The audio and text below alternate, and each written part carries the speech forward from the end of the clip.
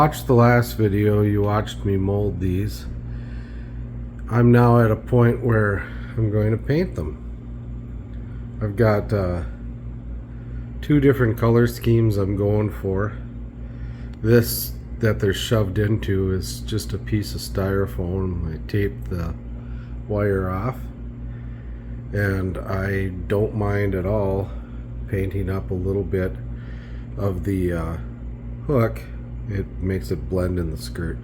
Alright, here we go. I'm going to give it two different paint jobs, and we'll see if we can make some cool looking spinnerbaits out of that thing. So it's pretty obvious all of this is done with spray paint. This one's gold. I don't know if it's that obvious there, but I'm trying to match a specific color combination.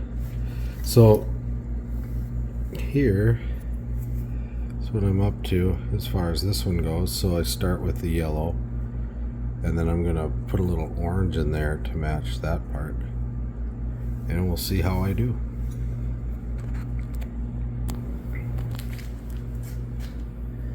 So you can see I've got the red on the bottom here on this gold one, and I'm trying to match kind of that tone, but I'm going to have to hit it again with a brighter orange over the top of the red quick.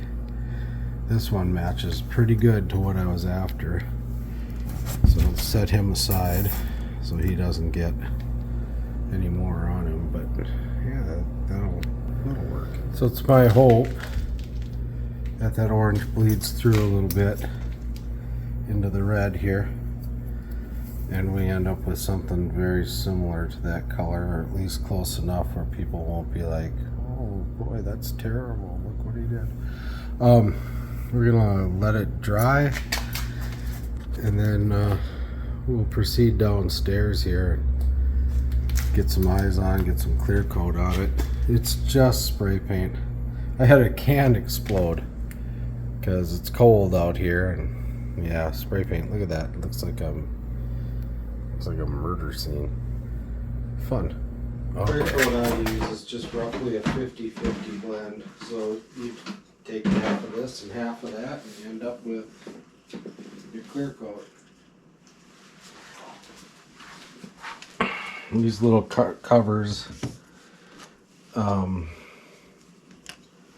for they're from I shouldn't admit this, but they're from places like McDonald's and things like that, where you get the cover for your ketchup bottle, or your ketchup where you take it back or to go or whatever it might be.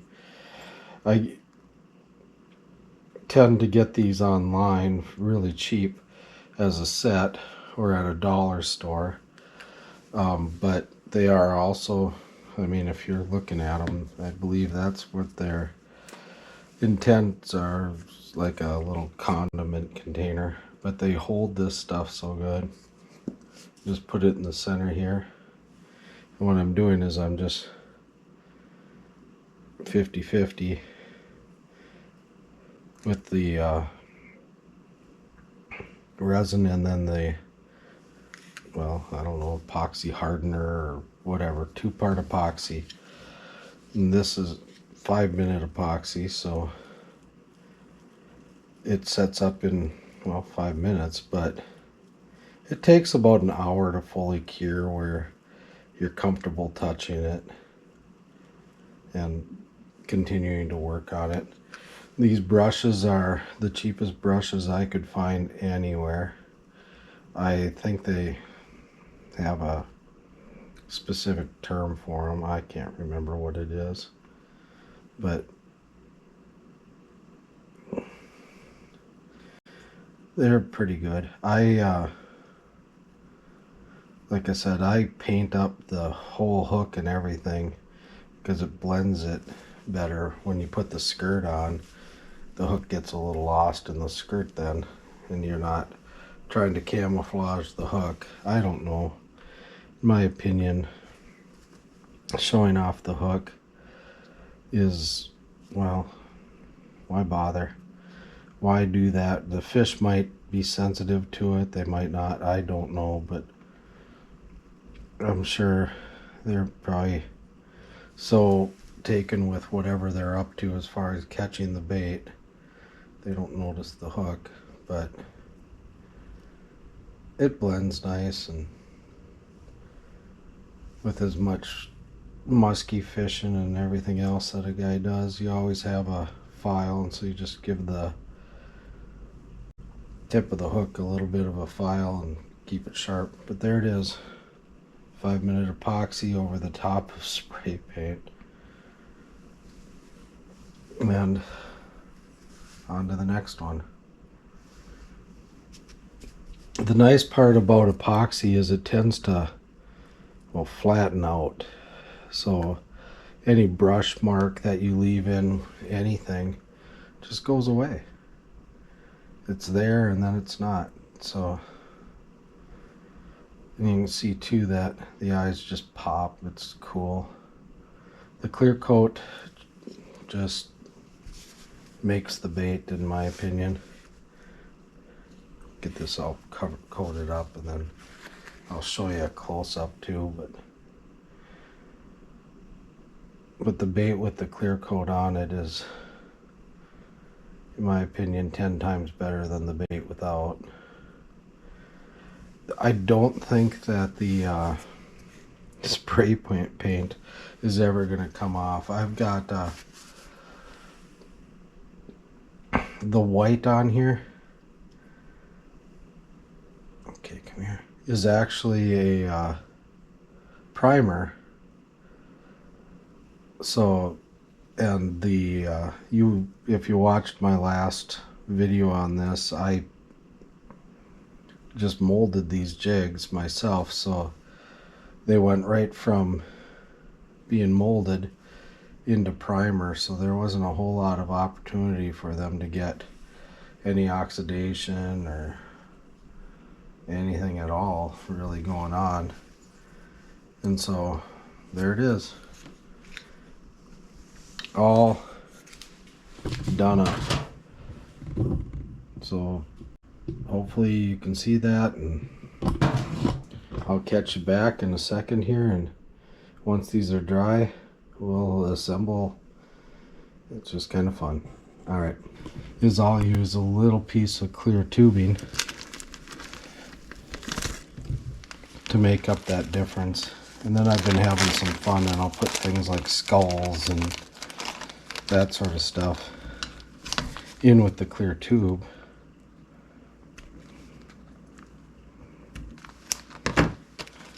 It just adds a little bit of, I don't know, fun for me to the whole process. So I got a big bag of old skulls.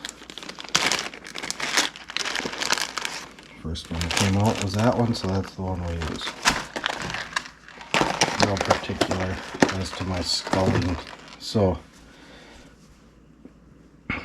clear tube fits down inside here pretty well. And then this I use on the other end because the hole is pretty big. No other real reason. Set that. Check my distance with the fold. Came out pretty good. And then I just use the needle nose pliers. And I could use the same one I've been using or whatever it might be. And you just grab on and spin it. Not much to it really. Just all you're doing is making a loop there that you can have touch itself. And on this end,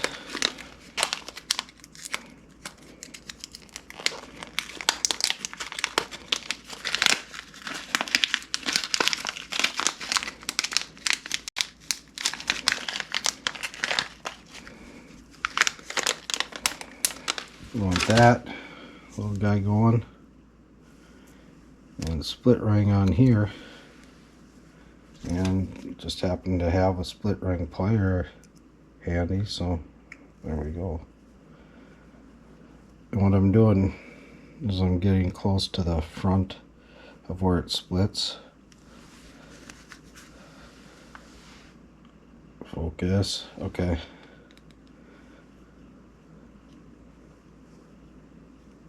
And I'm feeding that split ring into the hole right there.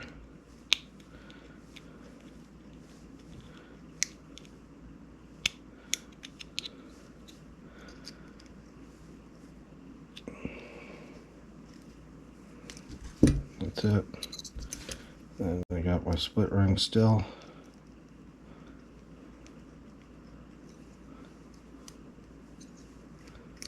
Come here, you.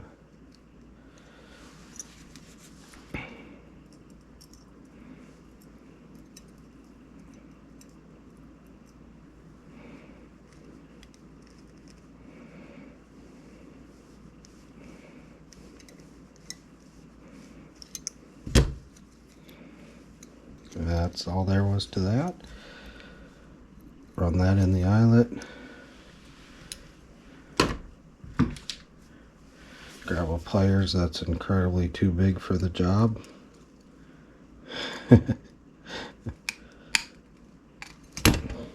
I'm laughing because a friend of mine was telling me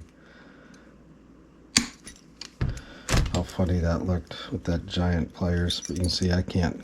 That's going nowhere. That's going nowhere. I'm not going to hit the swivel. I'm not going to hit anything. And that is a complete job there. Very bright colors. Tropical, I guess. That's fun to say. Alright. So that's that one.